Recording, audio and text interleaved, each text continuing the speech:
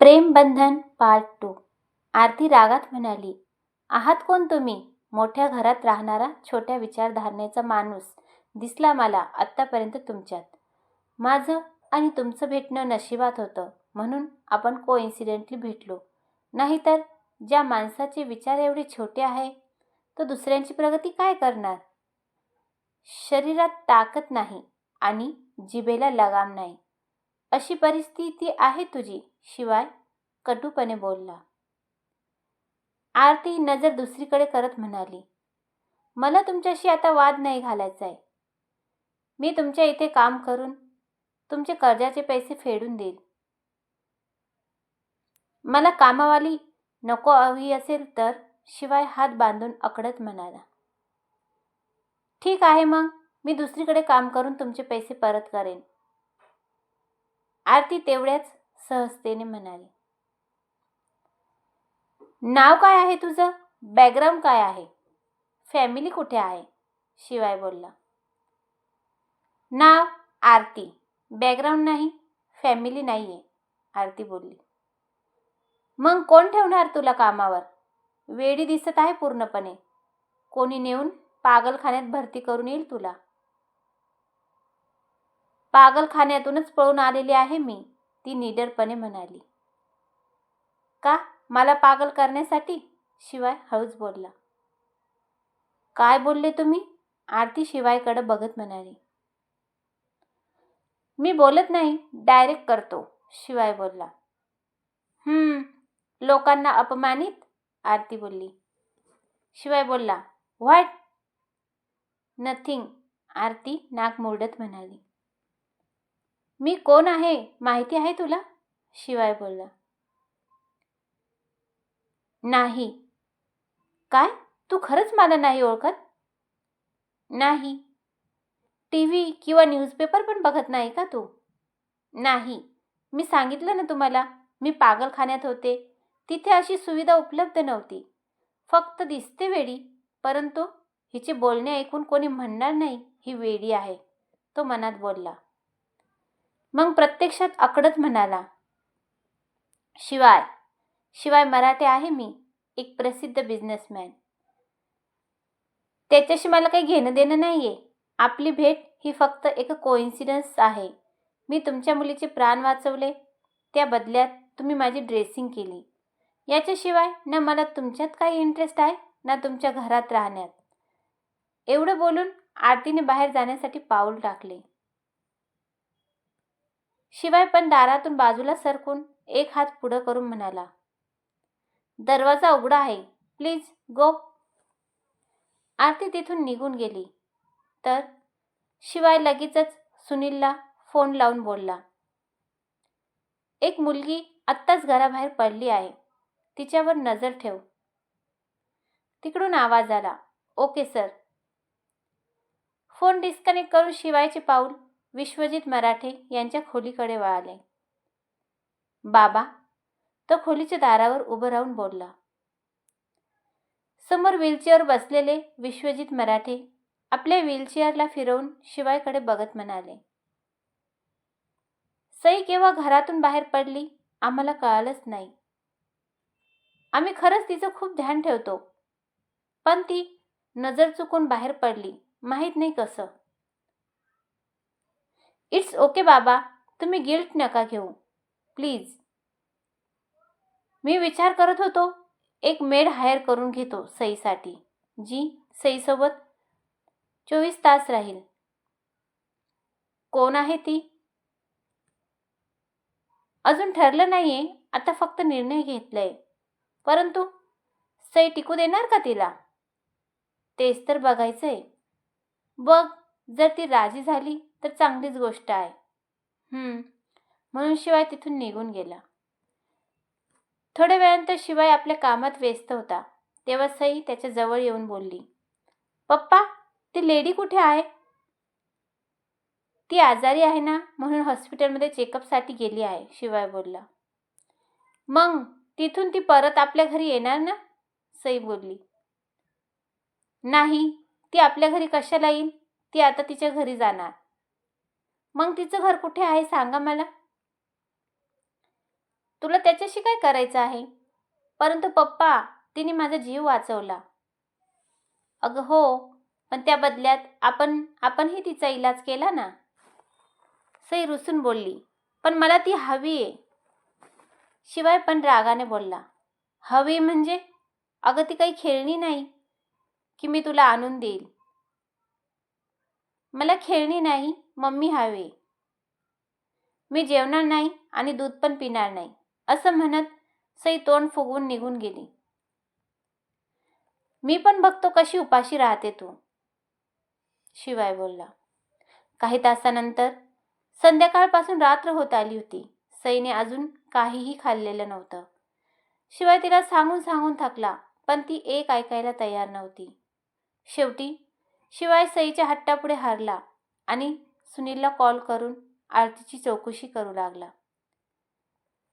शिवाय जेव्हा आरतीजवळ पोहोचला तेव्हा आरती मंदिराच्या पायऱ्यांवर ओढणी पांघरून झोपलेली होती. शिवायने तिला उठवण्याकरता जसा हात लावला तसा तिने क्षणाचा विलंब न करता शिवायला कोपराने मारले. आरतीचे कोपर वाकलेल्या शिवायच्या दाढीवर लागले, ज्यामुळे त्याची जीभ कापली. शिवाय तळमळत उठून उभा राहिला. तशी आरती पण उठून बसली आणि आश्चर्याने शिवायकडे बघू लागली. शिवाय ही रागाने तिला पाहत होता. आरती काही न बोलता त्याच्याकडून नजर फिरून परत झोपायला लागली. मग शिवायला शेवटी स्वतःहून आरतीशी बोलावं लागलं. आपल्याला बोलायची गरज आहे, शिवाय बोलला. मला नाही, तुम्हाला गरज आहे, आरती आपल्या पायांच्या बोटांशी खेळत म्हणाली. मी नाही विचारलं हिला तर रस्त्यावर पडल्या पडल्या मरून जाईल ही, पण अक्कड अशी दाखवत आहे जशी कुठली राजकुमारी आहे, तो मनात बोलला. काय काम आहे लवकर बोला, मला झोपायचं पण आहे, आरती बोलली. माझ्याकडे एक डील आहे. मी तुझा प्रॉपर इलाज करेल, पण त्या बदल्यात तुला माझ्या घरी राहून माझ्या मुलीची देखभाल करावी लागेल. आणि हे मान्य नसेल तर, आरती बोलली, तर हे तुला करावेच लागेल. जबरदस्ती आहे का काही? हो, जबरदस्तीच समज, शिवाय बोलला. त्याचे बोलणे ऐकून आरती हसू लागली. तू माझ्यावर हसू राहिली? शिवाय भुवया उंचावत म्हणाला. नाही, तुमच्यावर नाही हसत, तुमच्या बोललेल्या शब्दांवर हसू येत आहे मला. तुम्ही खूप श्रीमंत आहात ना, एवढे मोठे बिझनेसमॅन. मग एखादी स्वच्छ नीटनेटकी आया घेऊन या ना तुमच्या मुलीसाठी. माझ्या मागे का आले आहे? एवढे बोलून आरती तिथून जायला निघाली. तर शिवाय तिचा हात धरत म्हणाला, माझ्यावर हसणारी आहे कोण तू? तुझी लायकी काय आहे? आरती त्याचा हात सोडवत म्हणाली, सोडा मला, जाऊ द्या. परंतु शिवाय तिचा हात न सोडता पुढे बोलला, माझ्या मुलीचे प्राण वाचवले म्हणून ती तुझ्याशी इम्प्रेस झाली आहे. ती आता तुला शोधत आहे म्हणून मी इथे आलो आहे. नाहीतर मी तुझ्या मागे येणार. लायकी काय आहे तुझी? आरतीने आपल्या दुसऱ्या हाताने शिवायचा जॅकेट धरला आणि बोलली, माझी लायकी ही आहे की तुम्ही माझं काहीही बिघडू शकत नाही आणि तुमच्या मुलीला सांभाळण्यासाठी तुम्हाला माझी गरज आहे, मला तुमची नाही. शिवाय तिची चेष्टा उडवणारे हसू हसत म्हणाला, गैरसमज आहे हा तुला. तुला मी मान देत आहे हे तुला पचत नाही वाटतं, हे ना? हे बोलून शिवायने आरतीचा हात सोडला आणि स्वतःच्या तोंडावर स्वतःच्या हाताने मुक्का मारला. हे पाहून आरती आश्चर्यचकित हो म्हणाली, आर यू नॉनसेन्स? काय करत आहात तुम्ही? शिवायच्या ओठाच्या कडेने रक्त येऊ लागले आणि त्याने खिशातून आपला मोबाईल काढला आणि तो डेव्हिलिश स्माईल करत बोलला, पागलखान्यातून पळून आली आहे ना तू? आता परत तिथे जाण्यासाठी तयार राहा. बघ ना काय हाल केलंय तू माझं. तू तर जनतेसाठी खतरा आहे. मी तुला असं मोकळं नाही वावरू देऊ शकत. मी नाही मारलो हो तुम्हाला, हे तर मला माहिती आहे ना, आणि तुला माहिती आहे. पण हे सत्य पोलिसांसमोर कसं आणशील तू? एक तर पागलखान्यात जायला तयार राहा, नाहीतर माझी डील मान्य कर. चॉईस इज युअर्स, म्हणत त्याने पोलिसांना कॉल केला. तसा आरतीने त्याच्या हातून फोन हिसकवत जमिनीवर फेकला आणि शिवायकडे बघू लागली. तर शिवाय शांतपणे आपल्या पॅन्टच्या खिशात हात टाकून आरतीला बघत म्हणाला, तू माझं नुकसान केलंय. आता याची भरपाई करण्याकरता तुला माझ्या घरी राहून काम करावेच लागेल. आरती बोलली, तुम्ही जाणून बुजून फसवत आहात मला. हे सर्व तुमच्यामुळे झालं आहे. तुमच्या जागी दुसऱ्या एखाद्या माणसाच्या मुलीचा जीव वाचवला असता तर मला इनाम दिलं असतं त्याने. पण तुमच्या बाबतीत तर वेगळंच आहे.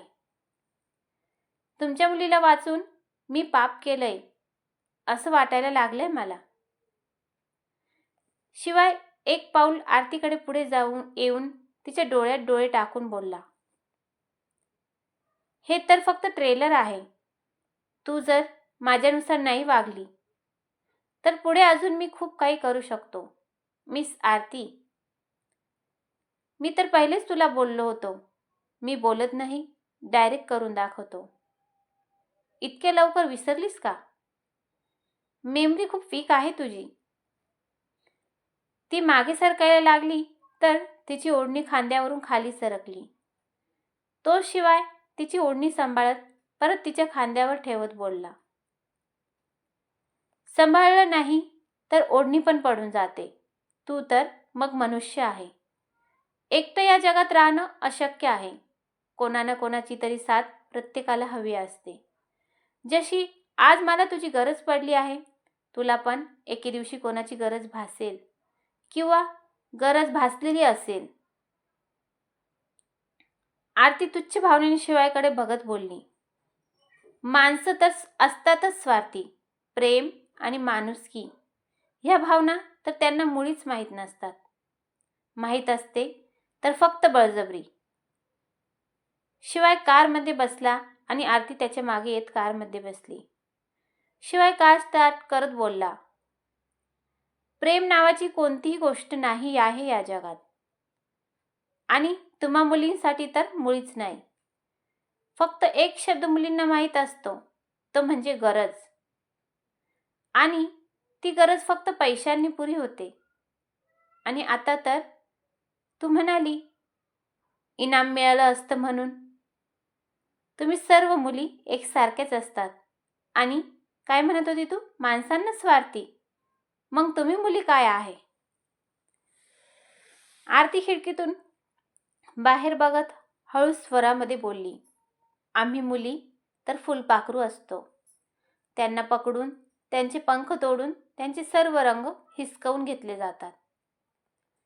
शिवाय हसत म्हणाला, अगदी बरोबर बोलली तू. मुली फुलपाखरूच असतात. आणि हे जग जाहीर आहे की फुलपाखरू कधीच एका फुलावर बसत नाही. एका फुलावर बसून लगेचच दुसऱ्या फुलाच्या शोधात निघून जातात. वफा नावाची तर गोष्टच नसते मुलींमध्ये. आरती बोलली, काही पण हा, बेवफा तर तुम्ही माणसं असतात आणि मुलींचे नाव बदनाम करतात. एवढे पण भोळ्या नसतात तुम्ही मुली. माणसांना कुत्रा बनवून ठेवतात, कुत्रा. तुम्ही मुली जेव्हा मन झालं तेव्हा प्रेम केलं, जेव्हा मन झालं तेव्हा धुतकारलं. असं करतात माणसांसोबत. बस करा, एवढे पण भोळे नसतात तुम्ही माणसं. आयुष्यभर मुलींना जज करतात आणि त्यांना कॅरेक्टरचे सर्टिफिकेट वाटतात. त्यांना आम्ही काय बर्बाद करणार, तेच दुसऱ्यांना बर्बाद करतात.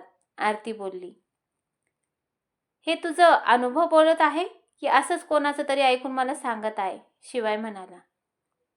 आरती काही न बोलता गप्प राहिली. माझी स्टोरी आवडली असेल तर लाईक करा, शेअर करा आणि सबस्क्राईब करा.